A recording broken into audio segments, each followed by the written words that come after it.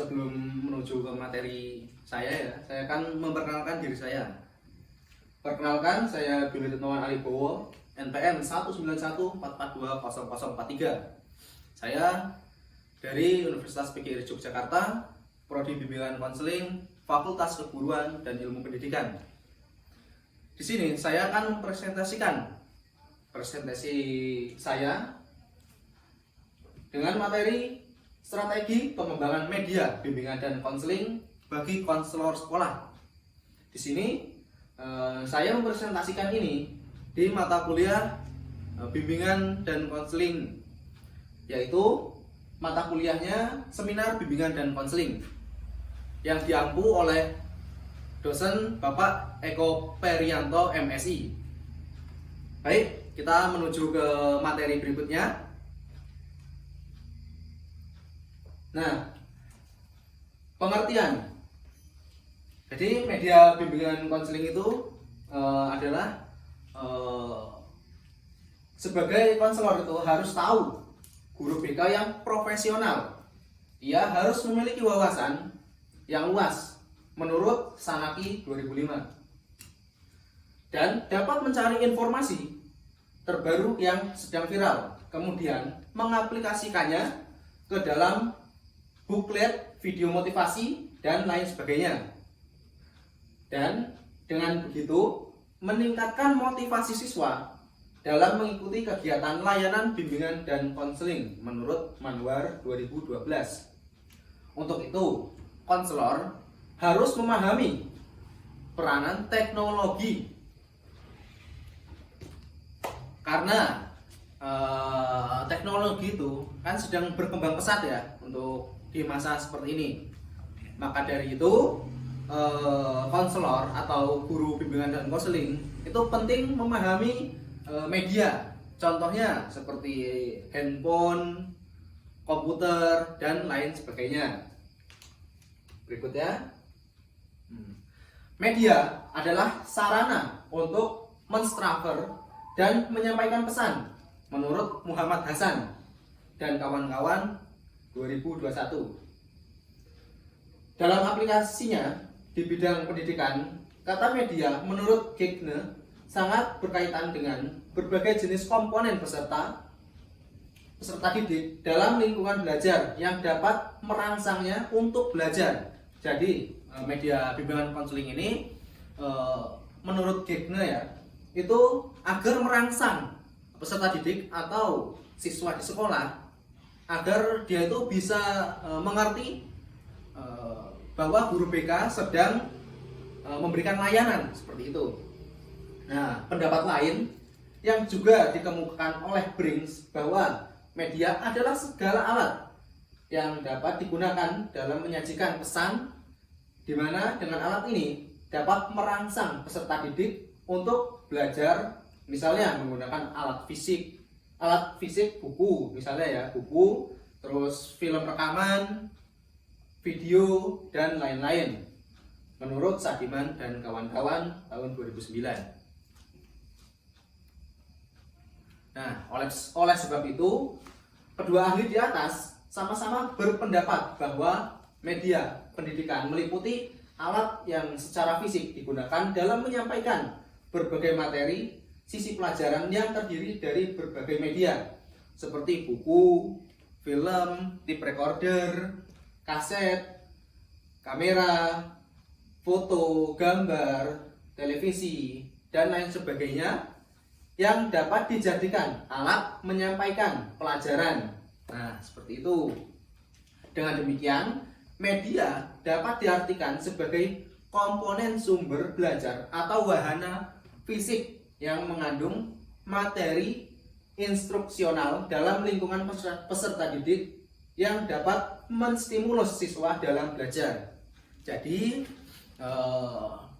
berbagai media ini dapat menstimulus atau membuat rangsangan kepada siswa untuk mungkin semangat belajar, semangat dalam berorganisasi, dan lain sebagainya.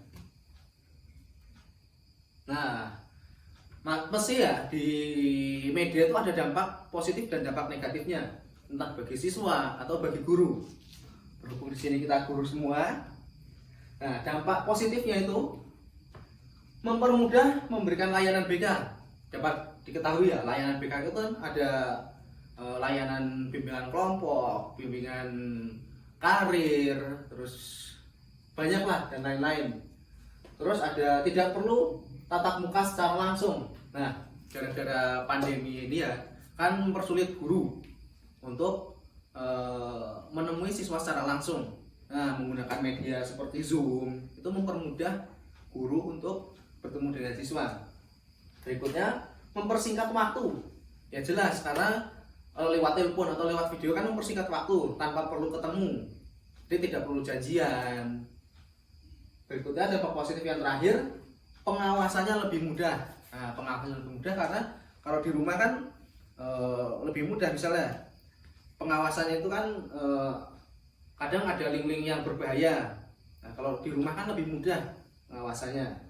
Nah, dampak negatifnya yang pertama sudah pasti membutuhkan data internet yang banyak. Berikutnya, mudah lelah bila menatap smartphone. Iya, karena kan mata kita kan sudah diporsi untuk melihat ke layar itu kan nggak terlalu lama. Terkadang mungkin pusing. Nah, berikutnya butuh alat komunikasi yang memadai. Nah, perlu kita ketahui smartphone itu sekarang harganya ya lumayan mahal kan. Nah, terkadang itu bagi siswa itu sulit. Kalau guru mungkin gampang ya. Mungkin bagi siswa sulit.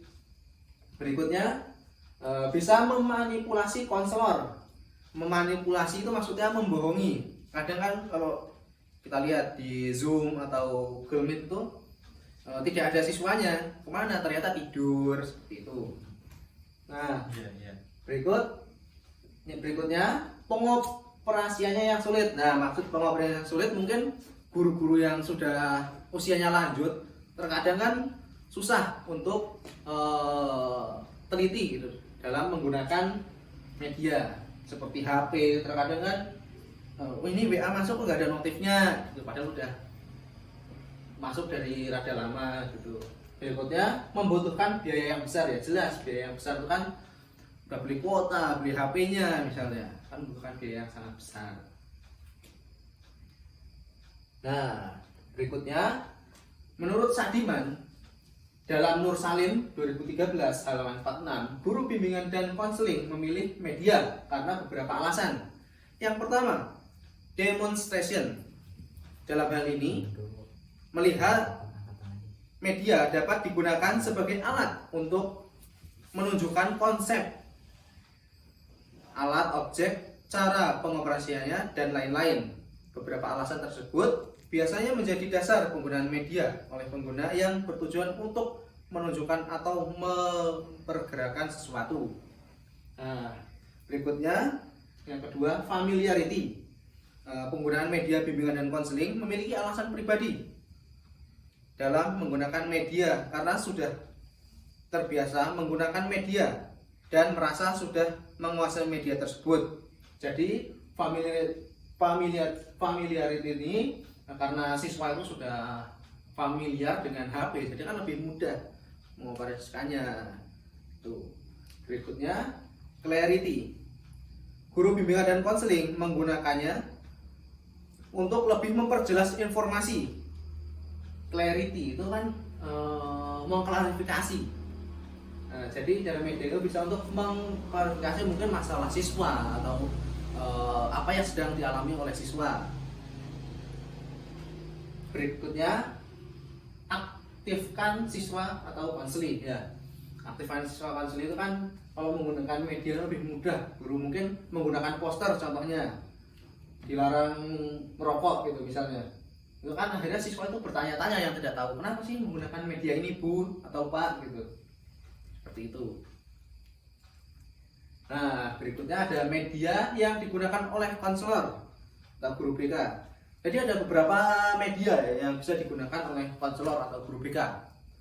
Yang pertama itu ada media cetak. Media cetak itu contohnya seperti majalah, buku, koran. Nah, terus ada media grafis. Media grafis ini contohnya menggunakan laptop untuk mengedit menggunakan komputer juga bisa untuk mengedit. Terus berikutnya proyeksi diam. Proyeksi diam itu adalah media visual yang diproyeksikan. Media yang memproyeksikannya yaitu pesan, menggunakan pesan. Nah, berikutnya ada gambar diam. Gambar diam itu contohnya ya seperti animasi, seperti poster, itu kan gambar diam. Tinggal bagaimana kita sebagai konselor atau guru BK membuat poster itu yang menarik dan mudah dipahami. Media online itu contohnya banyak ya. Di HP saya bisa mendownload seperti Zoom, Google Meet, terus WA, Instagram, TikTok, itu bisa sebenarnya. Nah, berikutnya, aplikasi yang mempermudah melaksanakan layanan bimbingan dan konseling. Aplikasi online itu sangat ya mempermudah guru BK dalam menjalankan layanan yang dibutuhkan. Jadi kalau dulu itu ada homeschooling, karena kan kalau homeschooling kan jarang ada guru BK. Itu kan guru BK harus datang, harus kenal dengan guru yang mengajar homeschooling, berarti kan harus kenal dengan siswa dengan cara datang ke rumahnya. Terus ada home visit.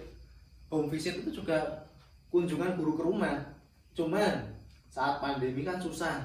Akhirnya guru BK itu harus memikirkan bagaimana sih caranya mempermudah. Nah, adanya HP, adanya laptop, komputer itu mempermudah. Nah, contoh aplikasi yang dapat digunakan dalam mempermudahnya itu bisa WhatsApp, Instagram, Facebook, TikTok, Zoom, dan sejenisnya yang dapat mempermudah komunikasi seperti itu. Nah, berikutnya yaitu sesi tanya jawab ya. Di sini saya ada kesempatan untuk peserta menanyakan, mungkin ada yang mempunyai pertanyaan atau bagaimana. Monggo dipersilakan. Mau bertanya, Pak? Oh ya, siap. Perkenalkan dulu. Halo, nama saya Ademiko Bagaskara. Mau tanya, Pak, Ya, apa ya. pentingnya media bimbingan dan konseling bagi guru BK? Oh ya, baik. Saya langsung jelaskan ya. Ya. Jadi pentingnya media bimbingan dan konseling bagi guru BK itu, kita tahu di masa pandemi kemarin itu kan guru BK sulit untuk bertemu dengan siswa, apalagi memberikan layanan. Karena guru mata pelajaran aja kan susah toh untuk memberikan layanan. Jadi media itu penting bagi guru BK karena untuk mempermudah tadi, sudah seperti saya jelaskan, mempermudah, bisa menggunakan WA. Yang paling familiar kan WA. Tetapi kalau guru BK itu pintar, mungkin menggunakan layanan bisa lewat IG atau TikTok. Karena di situ kan viewernya banyak, bisa melihat. Bukan hanya siswa, tapi semua orang bisa mendapat pelajaran seperti itu, Mas. Jelas? Jelas, Pak. Oh ya, terima kasih, Mas. Mungkin berikutnya ada yang ingin bertanya? Ya, mungkin saya, Pak. Wah, kameramen mau bertanya juga. Saya juga gini, Pak. Saya juga Oh ya, baik. guru bimbingan konseling. Ya, perkenalkan dulu ya. Oh, saya. Ya. Mungkin saya di belakang kamera aja ya, teman-teman. Perkenalkan, nama saya Arjun Deni. Saya sebagai guru BK di SMP 2 Pajangan. Mungkin saya mau bertanya, Pak. Ya, bagaimana? Apakah sebegitu penting sih, Pak? Maksudnya di era saat ini, di dunia digital, guru BK memahami kasus di media sosial, terutama ibaratnya kan murid kita nih, Pak, punya media sosial. Kita wajib nggak sih, Pak, seringkali kita mengikutilah media sosial salah satu murid tersebut, Ya, misalnya di TikTok Ya, atau ya. gimana, biar kita bisa menghandle sebagai guru gitu. sudah cukup. Itu Mas. aja mungkin. Ya, saya akan jelaskan ya. Jadi seperti ini, Mas, sebagai guru BK, kita itu perlu ya mengikuti perkembangan zaman, apalagi di era globalisasi Oh iya. 4.0. Oke. Ya, kita perlu. Karena gini, Mas, kalau kita gaptek, Tahu kan gaptek artinya? Iya, tahu. Nah, karena kita akan ketinggalan zaman. Jadi terkadang malah ya mungkin jenengan juga ini toh merasakannya bahwa Ya, siswa betul, Pak. SMP atau SMA itu sekarang lebih pintar menggunakan Media smartphone. sosial. Ya, betul. Ya, nah, itulah tujuannya guru BK mengerti media sosial seperti contohnya Facebook, IG atau TikTok. Nah, sebagai pengawasan, tujuannya sebagai pengawasan agar si siswa itu juga dapat diawasi oleh guru. Mungkin terkadang kan tahu sendiri di TikTok tuh ada goyang gini-gini ya. Mas. Ya, Nah, betul Pak. Sangat betul sekali. terus ada yang ya mohon maaf mungkin menggunakan pakaian cuma segini, terus rok mini. Nah, itu sebagai pengawasan untuk guru BK. Mungkin bila mengetahui siswanya seperti itu bisa dipanggil untuk melaksanakan bimbingan agar kejadian itu tidak terjadi lagi. Karena di media sosial kan yang melihat bukan hanya temannya, tapi halayak ramai, semua orang. Ya, apa? Seperti itu. Dapat dipahami? Insya Allah bisa Pak. Mungkin itu saja pertanyaan dari saya. Terima kasih Pak. Mungkin sekian dari Ya. saya. Siap, terima kasih ya. Ya. Baik, terima kasih untuk semuanya yang telah bertanya. Mungkin materinya itu saja. Semoga mendapat pelajaran yang baik. Terima kasih. Saya tutup. Billahi taufiq wal hidayah. Wassalamualaikum warahmatullahi wabarakatuh. Waalaikumsalam warahmatullahi wabarakatuh.